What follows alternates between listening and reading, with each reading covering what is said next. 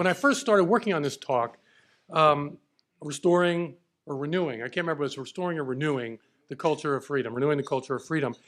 I found myself doing what I think most academics do, which is focusing on diagnosis. I found myself turning to the pages of Alexis de Tocqueville in our readings and kind of looking at the way he foresaw the nanny state, and he foresaw the political correctness that so closely monitors our actions, our speech, and in some ways even our thoughts. And he recognized the way in which democracy tends toward a orderly, gentle, peaceful slavery, in his words. And also what he calls an administrative despotism that paradoxically promises to protect our freedom. And it seems to me, so I'm kind of in my diagnostic mode, and I'm thinking, well, I can talk about the way in which multiculturalism is an ideology that exercises a detailed and minute control over our university cultures, and does so for the purpose it proclaims of liberation. And the same goes for gay rights, which is another project of liberation that is very quick to intimidate and to coerce, again, for the sake of equality and freedom. And in this, so I'm kind of in my diagnostic mode, and I think that, look, then the question quickly comes to the fore. This is like the first 10 pages of what I wrote, now condensed into a couple paragraphs, because I realized I was taking the wrong approach. So I get this question, it comes to the fore. What has gone wrong? And we got George Weigel. He gives his persuasive answer, to me at least, which is that we've confused the proper meaning of freedom for a false view of freedom. We've allied ourselves with the freedom of indifference, rather than, as in using his language, the freedom for excellence. Or more deeply, there's a kind of fateful alliance. This fateful alliance with the freedom of indifference stems from a kind of forgetfulness or metaphysical forgetfulness that he traces back to the nominalism of William of Ockham. And I would describe the forgetfulness in this way. We don't believe in anything real enough or alive enough to command our loyalty today. And so we're stuck with our naked freedom. So all I can be loyal to is my own choice. And my choices cannot be for the sake of any greater loyalty. And in that sense, it seems to me our crisis of freedom stems from a metaphysical crisis. And so I thought about how I would kind of elaborate on that, draw that out.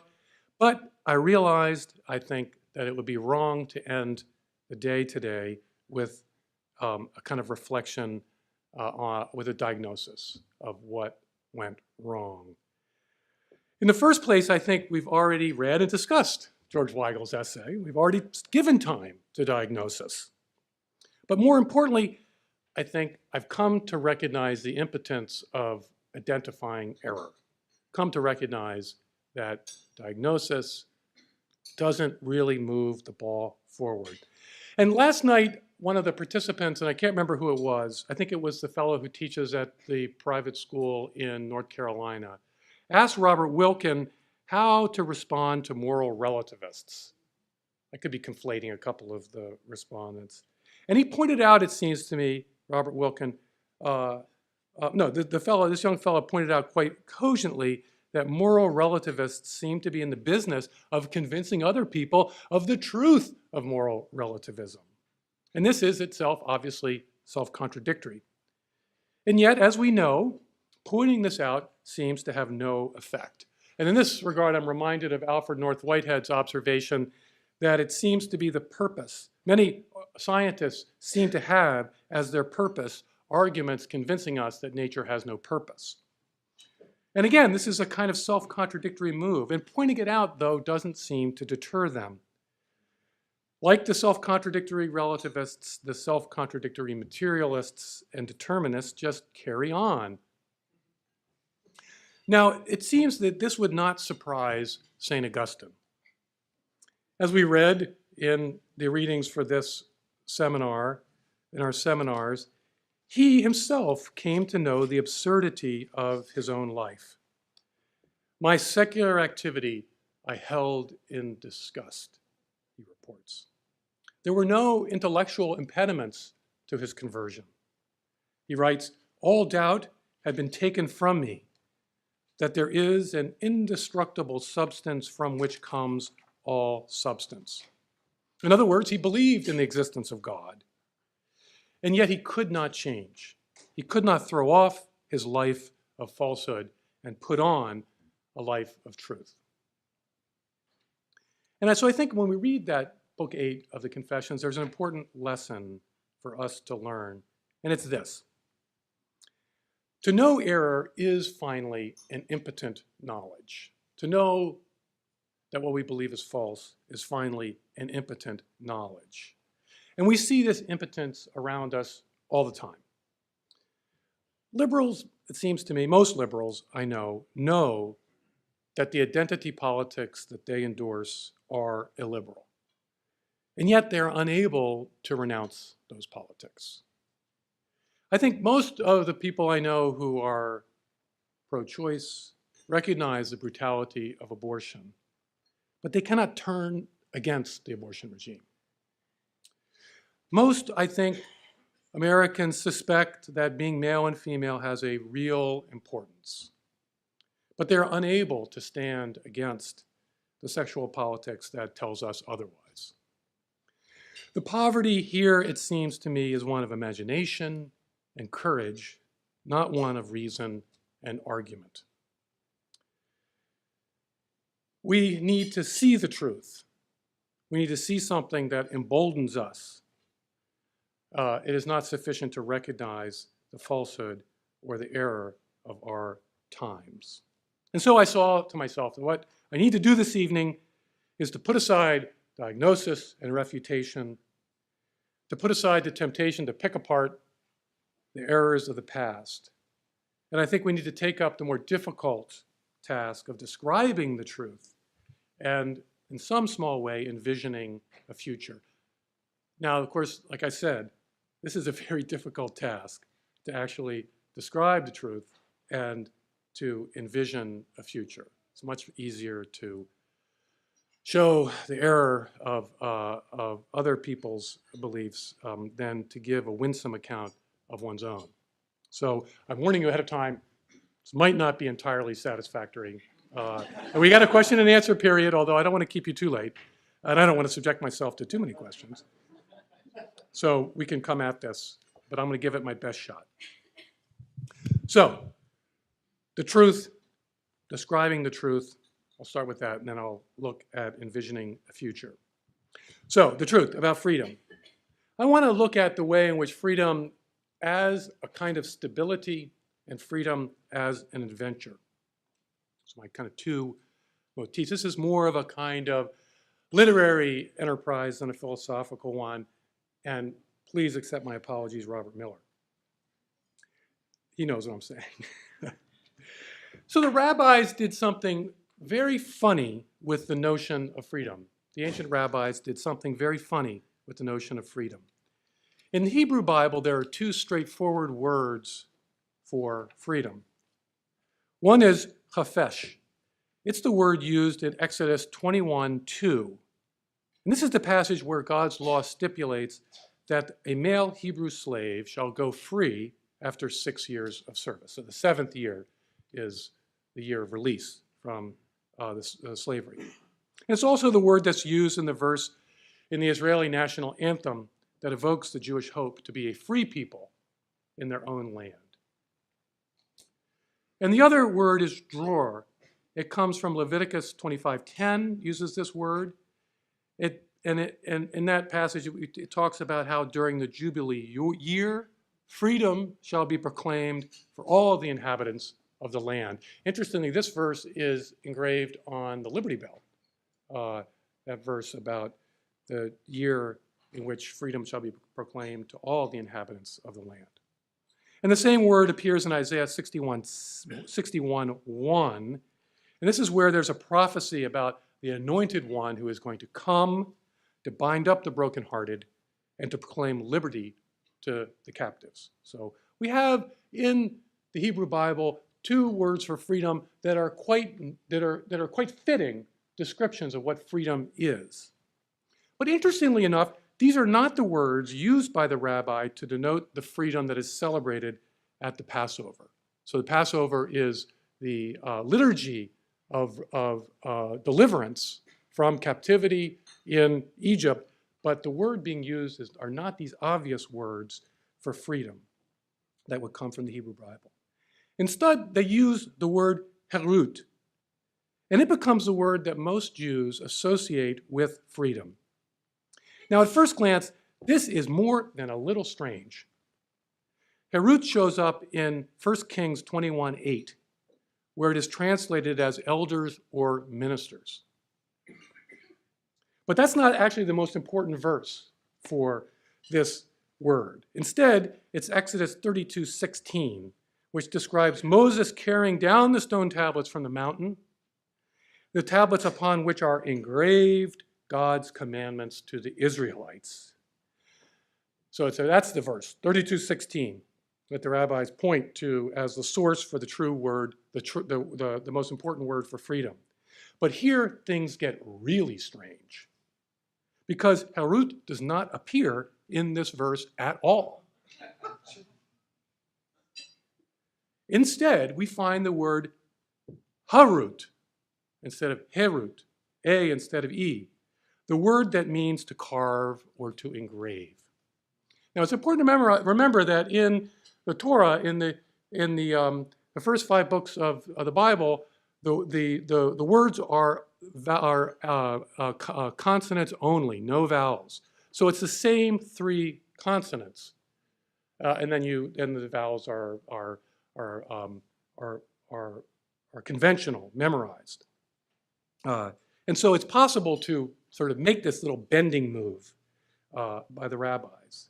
And so the rabbis say that this word, harut, should be read as herut, that we should read engrave with the word for freedom. Now, with this verbal trick, it seems to me, the rabbis are outlining a theology of freedom. It's a typical rabbinic strategy not to articulate, as a Christian theology would, a doctrine of freedom, but instead to use story, or in this case, a kind of verbal move in order to outline the theology of freedom. And it is this: to be truly free, we must obey God's commandments. Not once in a while, not now and then, but with a continuity of practice that engraves them on our lives. And that this is exactly, it seems to me, the vision of what God will do to perfect his people that we find in Jeremiah 31:33. I will put my law within them, and I will write it on their hearts. It doesn't say the same word, it's not engraved, but write it on their hearts. And it's a vision repeated in Hebrews 8:10, almost verbatim. But it's also evoked in 2 Corinthians 3:3, where St. Paul speaks of the baptized as letters of Christ, delivered to the world with words written not with ink, but the Spirit of God, not on tablets of stone, but in our hearts. And here I think the notion of engrave is really quite there. It's not as engraved by God onto stone, but engraved by God onto our hearts. So this then, it seems to me, is the freedom for which Christ has set us free, which is the same as what is suggested by that strange rabbinic verbal game with the word herut. Freedom is what St. Augustine sought, seems to me, we read about in Book 8. It's the freedom of stability in God's commands. He sought stability, constancy in loyalty, constancy in obedience. I think a quote there is that I sought stability in you, O Lord, not certainty. I mean, he was convinced in his mind, but he did not have constancy in his heart. So it seems to me that this is paradoxical to the modern mind. My argument here is that the Christian view, the Pauline view of freedom, is the same as the rabbinic view of freedom. There's no conflict between these two views of freedom. There's a kind of continuity of the rabbinic and the Pauline view of freedom. And I would say that generally, with respect to this, that I've been to many kind of Jewish-Christian discussions, and I've made a very simple observation that I think the Pauline view is that God works from the inside out of the person, whereas the Jewish rabbinic view is that God works from the outside in. And that's a very important difference, of course, in terms of spiritual practice, but it both envision a kind of profound inner conformity of the person to God's will. And this seems paradoxical to the modern mind. How can loyalty and obedience be the basis for freedom? This is, I think, something that George Weigel lays out St. Thomas's approach to try to explain how loyalty and obedience can be the basis for freedom. I want to take a more kind of phenomenological approach or a more impressionistic approach to try to draw out what that could possibly mean. So the first thing, so this is the paradox. How can obedience be the basis for freedom? It seems to be these are antithetical to each other in our modern way of thinking. But I think that the paradox is only apparent and not real. And I think that even secular people in their own way half recognize the truth of this rabbinic and Pauline view, and I think Augustinian view of freedom. Let me give you an example. Every summer we have a Dominican intern, a Dominican brother who's in formation. He's an intern in the office. It's wonderful to have them. They're very talented young men. And they wear their white habits to work. They wear their white habits everywhere. And in the streets of New York, people wear all kinds of very exotic outfits. As I think, Greenwich Village, you just take a walk in Washington Square Park. They wear exotic outfits if they wear anything at all. In fact, there's a guy in Times Square who walks around in his briefs with a guitar. And people walk by taking no notice, especially if you're a native New Yorker. You don't notice these things. But it's interesting that these Dominicans often, I noticed when I walk around the city with them, they often attract looks. And that's, I think, because people half know that almost every aspect of their lives is controlled by their desires for economic success, status, and pleasure. They half recognize that they are constantly being swept along by social fashion and conventional attitudes. And at the same time, they half see that what the white habit symbolizes, which is that these young men have a place to stand against the powerful currents of life. They are stable. They have a place to stand. Now, the ability to stand firm and say, I will not, this is a very important dimension of freedom. The ability to stand and say, I will not move, is a very important dimension of freedom. If we cannot be moved, we cannot be controlled.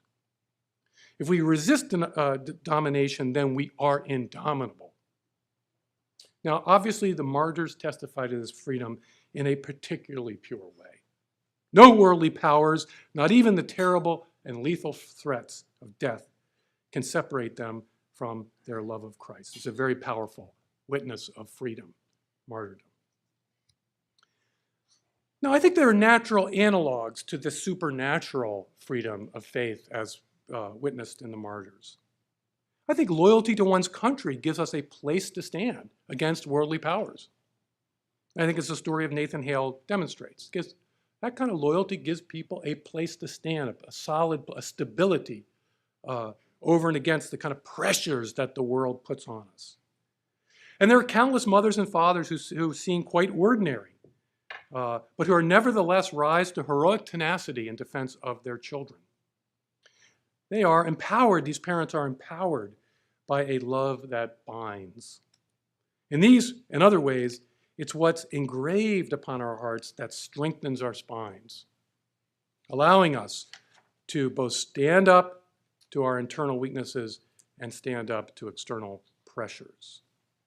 So it's what's engraved on our hearts that actually gives us, strengthens our spines. Now, I think freedom is more than just standing strong. It's more than just stability, or maybe it's better to say that stability is more than just standing in one place. There's another dimension to freedom that Robert Wilkin hinted at when he appealed to Hebrews 11:1, which is to say that faith is the substance of things hoped for, the evidence of things not seen. I want to put this other dimension this way. The commandments of God have a future. The commandments of God have a future. God makes a covenant with his people in order to redeem the whole world. So there's something to be done. And this is what I think Joseph Soloveitchik means when he outlines our role as co-creators with God.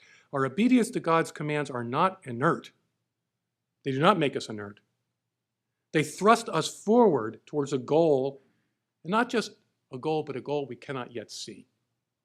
A goal we cannot yet see. In that sense, obedience, or being stable in God, is an adventure. And there's no paradox here because our God is a living God. So the commandments have a future. It's kind of a weird way of thinking, I think, for a lot of, or that commandments thrust us forward. I think the story of the rich young man in the scriptures shows the future-oriented forward thrust of stability in God. The rich young man asks Jesus what he must do to obtain eternal life, and Jesus reiterates God's commands as given on Mount Sinai. And the rich young man has kept them. He's been stable in them. But he senses that there is more. And Jesus obliges him, telling him to give all his possessions to the poor. Now, it's a commandment that's specifically tailored for the rich young man. It's designed to move him forward toward consummation of God's plan of perfecting all creation.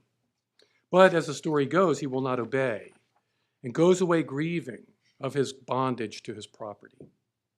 But it's important to recognize that there are countless others who have obeyed this and other evangelical counsels. Rebuild my church, God told St. Francis. This is an example of the commands of God that each of us must discern for ourselves. And it's a key element of our freedom. So it's an important dimension of our freedom, that the commands create a future for us. Again, I think there are natural analogies here. It's not just a function of a Jewish or Christian view. It's not true, for example, that a deep patriotic loyalty is inert. On the contrary, true patriotism always seeks to remedy a nation's defects and develop its strengths. And at difficult times, a deeply patriotic person does not give up. He renews his efforts. He seeks new initiatives of national renewal where the old ones seem to be failing. He applies himself to serve that which he loves. Now, the same goes for a parent's love for his child. To be stable in any love of a living community or a living person always demands for us to change. We cannot be stable in that love unless we are prepared to change, because the community and the person are living. This is why John Henry Newman said that to live is to change, and to be perfect is to have changed often. It was a comment he made about the development of doctrine, the development of Christian doctrine. And it was his conviction that this development was based on the church's loyalty to the revelation of Christ. So it's that our stability in Christ requires us to change.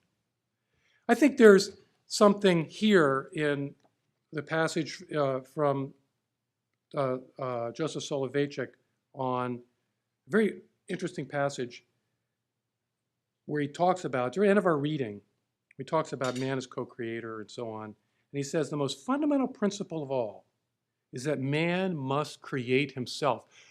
I mean, that sounds like exactly what we're up against, right? We're up in a world where people think that they can create themselves.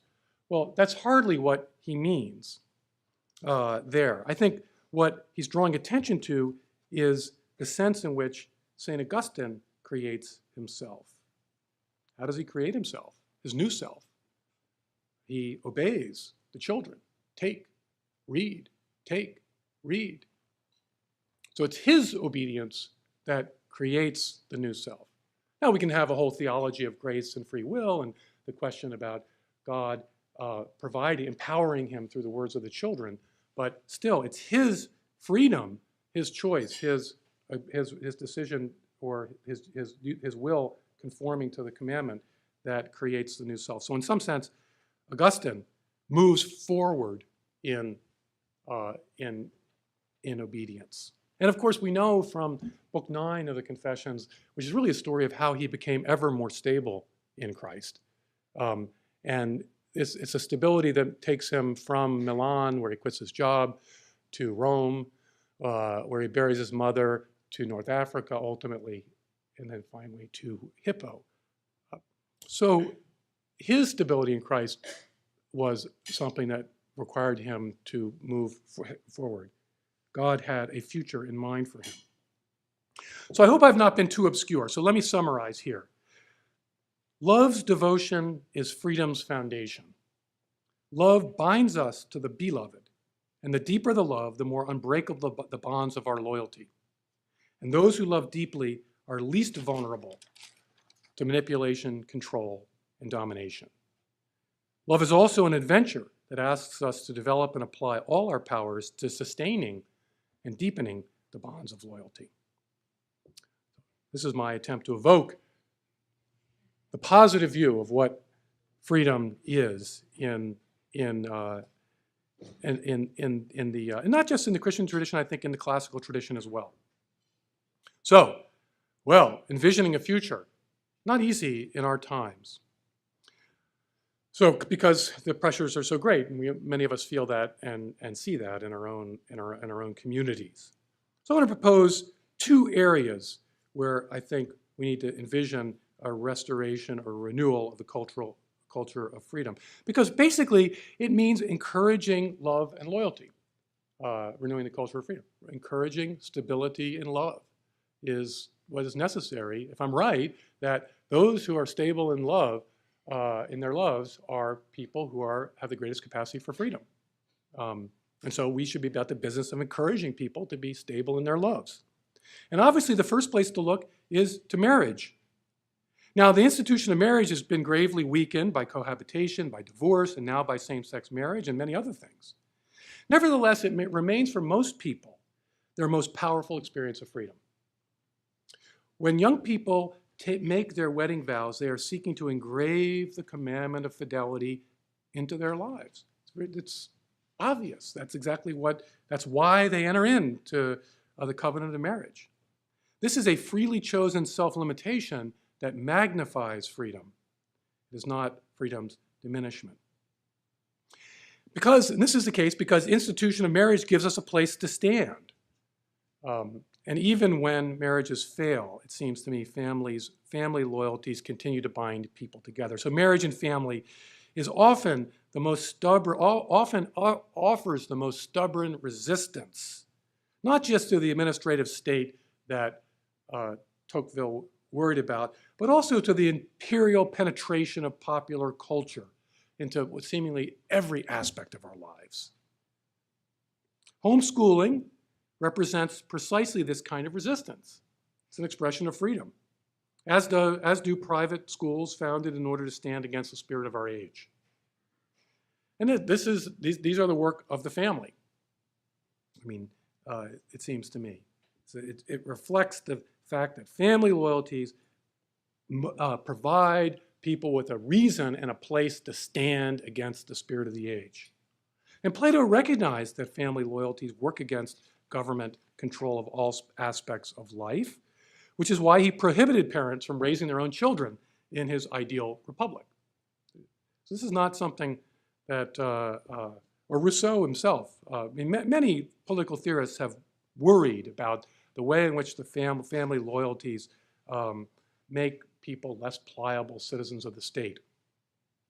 Moreover, of all human institutions, marriage is the most obviously future-oriented because it's the normative context for children, who are quite literally the future.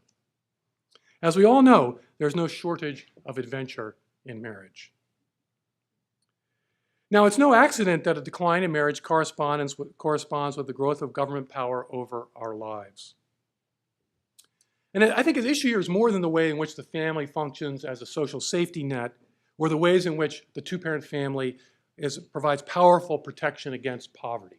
Those are both important and true, but that's not the main issue I want to get at. I want to get at the psychological dimension of the breakdown of marriage. A well-paid 35-year-old woman in suburban Chicago very likely votes for Democrats. And she does so, I think, because she feels vulnerable. Even though her 401k account's got a lot of money in it, and her job is very secure, and so on. She feels vulnerable. And I think that feeling is an accurate feeling. She's not deluding herself. For no matter how much money she has in the bank, in her personal life, she has no stable place to stand. No binding love to make her indomitable. So thus, if we want to restore a culture of freedom, we need to restore a culture of marriage. I don't want to go into how we could do that, but I do think that restoring a culture of marriage is crucial to renewing a culture of freedom. Now, I think religious renewal is an even more obvious imperative.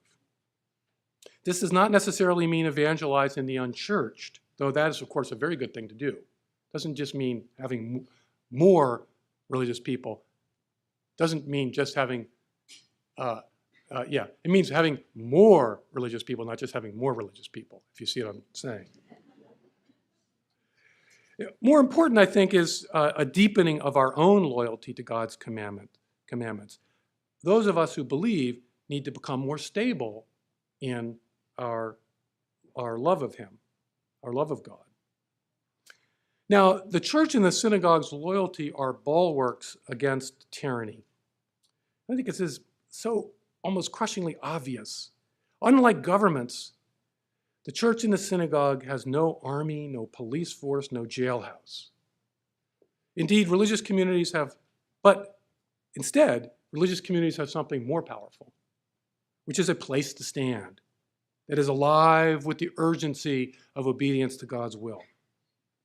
At times in history, this urgency has burst into flames and has turned religious communities into fierce proponents of divine causes, fomenting insurrections and pulling down governments. But I think this is the exception in Western history. As a rule, the power of religious communities comes from their freedom, which is based not in legal protections, but in their remarkable capacity to resist being controlled by secular powers. So it's a freedom that's not given by Caesar, but it's a freedom that comes from within the church's own loyalty to God. Now, a tyrannical system is one in which all aspects of life are absorbed into the political. And this can happen in a democratic society if it insists that there is no authority higher than the will of the majority. And it's a danger that Tocqueville recognized. In light of that danger, it's no accident that the Declaration of Independence defines our basic rights as flowing from God's authority, not the authority of men. Divinely given, these rights cannot be redefined, they cannot be usurped, they cannot be denied by any worldly authority. And it's a sign of the danger we face in our public culture that it now downplays and in some cases even mocks the notion that our rights come from God. There was that whole episode in Alabama. What everyone thinks about legal reasoning, they had a judge on they were going to refuse to implement a decision about gay marriage by the circuit court there.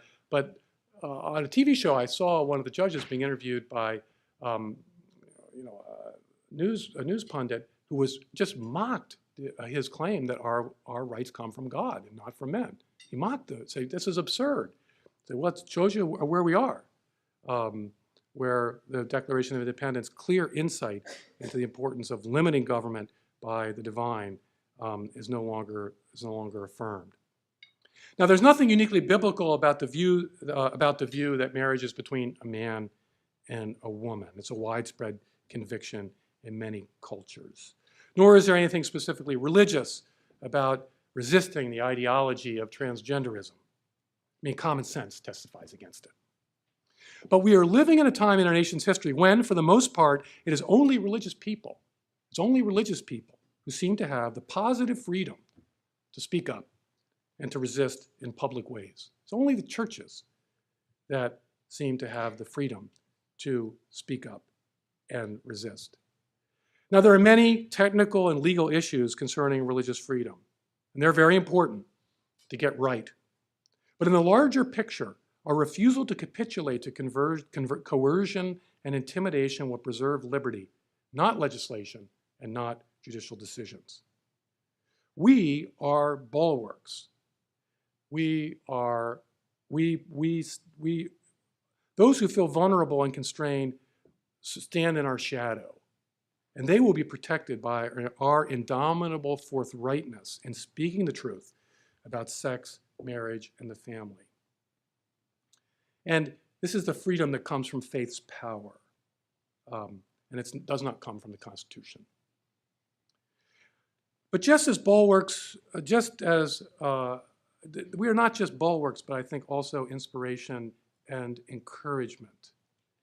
Now, in the material from St. Augustine's Confessions, there's kind of artful description about his move from self-bondage to freedom by this kind of key engagement with Ponticianus, his friend. He comes and visits. He sees that St. Augustine's reading the letters of St. Paul and says, oh, you're interested in that sort of thing. Well, let me tell you about this St. Anthony, this great Egyptian monk who led a life of heroic self-denial in the desert. And let me tell you, moreover, about two of my friends, former officials in the government and the emperor's service, who, after encountering the story of St. Anthony, gave themselves over in commitment to Christ. And it's these stories of the actions of others that precipitated in Augustine his crisis. Others are able to free themselves from the world's bondage. Why can't I? What is wrong with us, he asked Elapius. Why can't we do what ordinary, uneducated people are doing?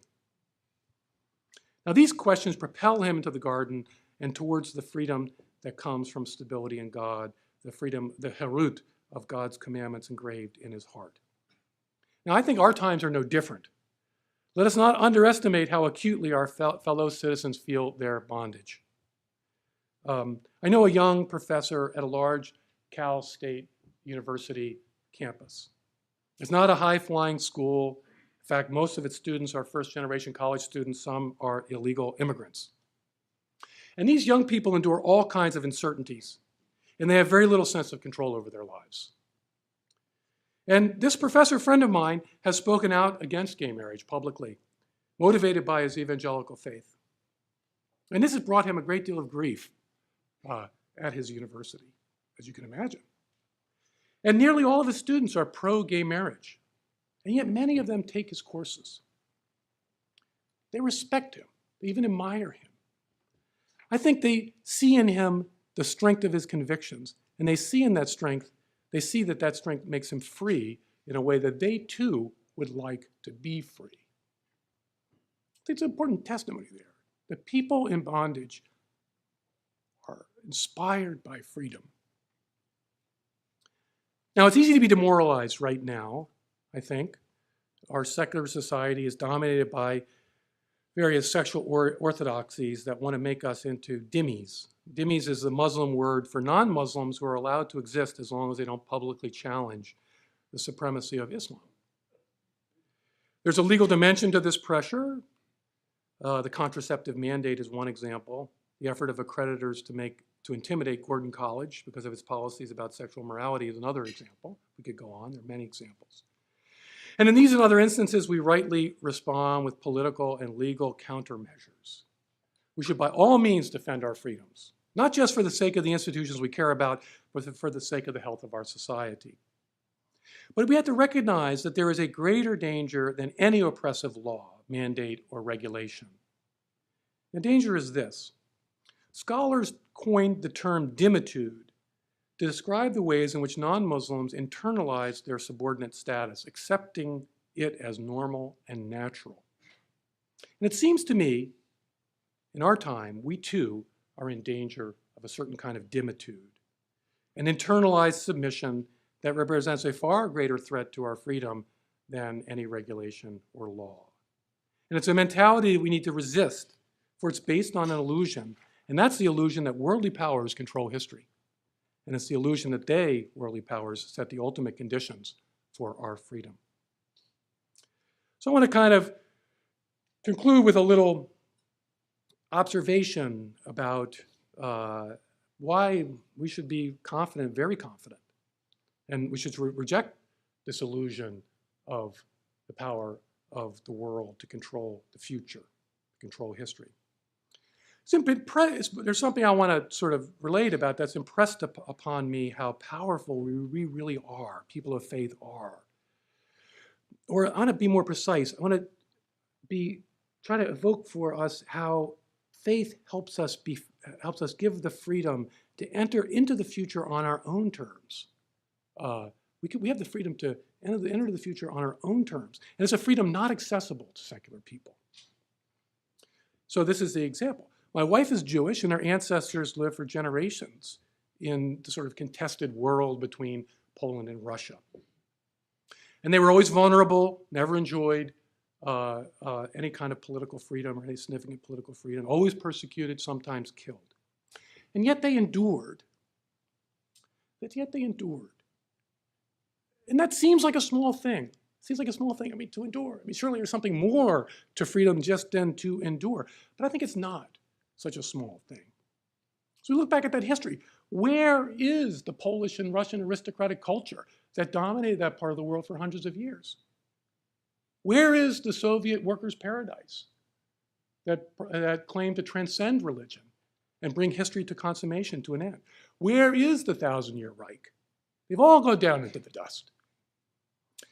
They've gone into the dust just as the Roman Empire that demolished the city of Jerusalem went into the dust more than 1,000 years ago. Just as the medieval monarchies that drove Jews eastward centuries ago has gone into the dust. But by contrast, today, the Torah is still read in the synagogue. So the same thing holds for Christianity, obviously. Along with the Jews, we are the only surviving culture from antiquity. We're the only surviving culture from the Middle Ages. I think I would submit we're the only surviving culture from any period before the modern era, as everything is being absorbed into the kind of liberal political and economic regime that dominates so much of our lives. St. Augustine for us is a living voice. It's a powerful thing. So it seems to me that the world seduces, worldly powers coerce. It's always been so. It's always been so. But these seducing powers, these seducing and coercive powers, have failed to create anything truly lasting. By contrast, over the long haul, religious faith has proven itself the most powerful and enduring force in human history. God does not betray his people, which is why faith gives us a supremely reliable place to stand. And it's why faith provides for us our greatest freedom. Thank you.